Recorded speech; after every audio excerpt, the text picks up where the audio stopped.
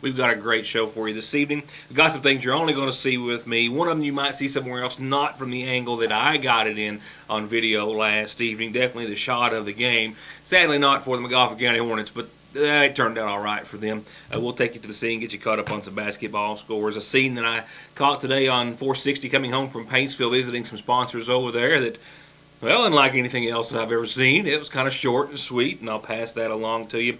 A couple of indictments in McGoffin County that'll wrap up our report on those, which were handed down in about a week or so here in McGoffin County, and a lot of other news. I have been all day working. It's not just working on a daily basis to get tonight's show, but looking ahead as well. We've still got a couple of reports, some exclusive stories that should be in the can maybe by tomorrow, and one maybe even might walk in the door before I leave you this evening. We're leaving a spot open. Also a special story about some giving for the holidays, and several of those are going to be coming out here in the next several days. And for a lot of folks out there who have phoned me today, and I know who have been hearing a similar rumor, as bad as I hate to use that word, if you will, but I have been on the phone today calling any and all the individuals I could think of that might confirm one way or the other a situation that is being talked about greatly, not just on social media, as can get around quickly, but basically around town in Sagersville about the purchase or a future use of the Continental Conveyor / Joy Global facility. And so far, all I can say is I've not received any confirmation one way or the other back on that. And I have called anyone and everyone so far, all the businesses and entities involved, and I'll keep that on my focus, in my focus, and I'll pass it along should anything develop out of that. And actually, if we can confirm it one way or the other, it is being talked up so much, we'll let you know whether it is true or not. And at this point, it looks as though it could be just something that may have gotten started out of some high hopes. I don't know. We'll certainly pass that along to you as soon as I can pin it down one way or the other. Couple of things before we get to our local headlines tonight. In your weather forecast, we're still talking about a glancing disturbance tonight.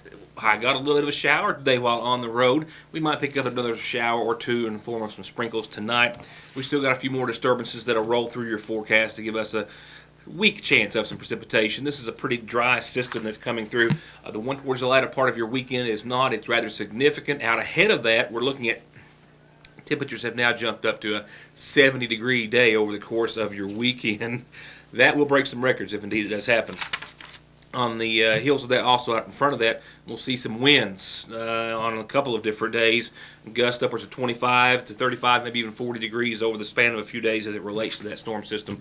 I'll pass that along to you and give you a timeline in just a few moments. We'll start off in neighboring Floyd County, where a man is in jail where he was said to have been found just before being arrested, covered in his wife's blood after the Kentucky State Police say he stabbed her multiple times. She is still alive at last report. Her condition unknown, but she was taken to the hospital with life-threatening injuries after being stabbed by her husband, 51-year-old Thurston Sturgill of High Hat. Troopers from Post 9, specifically Trooper Stephen Mounts, Public Affairs Officer, tells me that during the afternoon hours yesterday, they responded to the High Hat community in Floyd County in regards to a stabbing complaint. Once there, they located 47-year-old Tina Sturgill, who'd been stabbed several times, and found her outside of a residence there, while her husband, 51-year-old Thurston Sturgill of High Hat, was identified as the one who stabbed her. They issued a notification to surrounding police agencies to be on the lookout for Sturgill, and a short time later, Chief Tyrone Fields with the Whitesburg Police Department says that he located Sturgill at the residence of a family member in Whitesburg of Letcher County. The Kentucky State Police tell me that Chief Fields held the suspect there until backup and troopers could arrive. Post 9 Detective Tony Tackett charged Sturgill with attempted murder. He's still lodged in the Floyd County Detention Center at this time.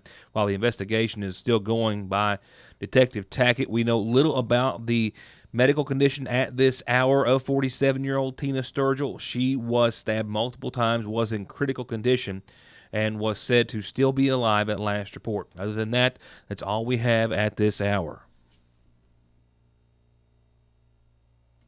Except to add that Chief Fields told the Kentucky State Police that while he was detaining Sturgill, he admitted to the stabbing of his wife.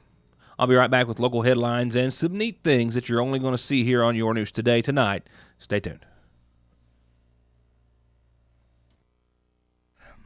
All right, so do you know how, or at least how I think that you guys appreciate this show, a lot of it because of not just the informational factor, but the entertainment factor, because, you just never know what's going to happen. it's often being, I'm recording this show as far as the expert getting it out across the networks, but I'm literally recording it most of the time while you're watching it. So it's there's a very tight window, and it's not live to the moment, but it's nearly live to the few minutes or so. So at about 7 minutes in, many of you may have heard across the scanner a fire alarm call to my mother and father's house next door.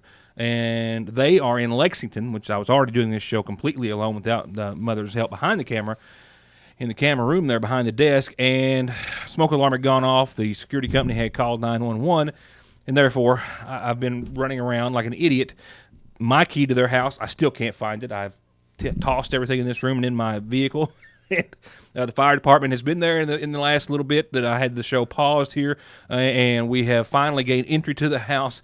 Glad to report it was a false alarm, but it's an old house. They heat it with wood furnace, so I just always nervous and, man.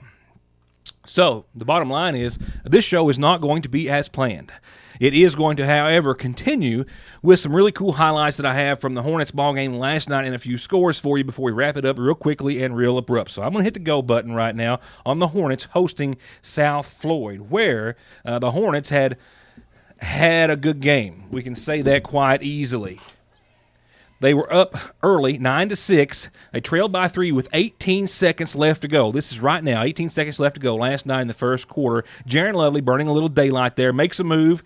And then, of course, we see the bucket go up. Tyler Fitzpatrick, he draws the shooting foul, and he goes to the line. Remember, the very end of the first quarter, he hits the second of 2 and the first of 2 as well. And then with 2 seconds on the clock, South Floyd inbounds the ball, couldn't find this guy's name on their roster. I looked, whoever number 5 is, throws up a Hail Mary as the clock goes out from three-quarter court, and that, ladies and gentlemen, was the shot of the game, albeit from South Floyd. What a shot. Here's Jaron Lovely with a jumper inside the arc to start off the second, and even with some other big shots from South Floyd, some big threes from South Floyd. The Hornets had plenty of their own. Lovely to Tyler Fitzpatrick for 3. Ryan Mullins pops one up and in off a Mullins rebound and pass to Trenton Russell like he has complete confidence with his chances at the glass. Here he makes the 3 look easy. Another big shot from behind the arc from Brady Whitaker, and a slick put back by Grayson Hall. And all these and others add up to a 37-25 lead at the half for the Hornets.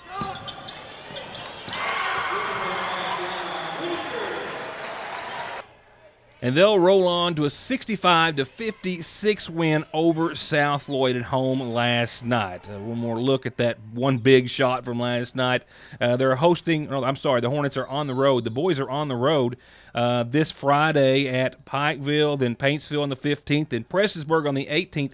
They are not back at home until January the 14th, guys and gals. And as for our Lady Hornets, just to let you know, they have a one win, 71-43. They are at home this Friday night hosting the Lady Tigers of Paintsville. That indeed will be another big game. I'm sorry, I'm out of time.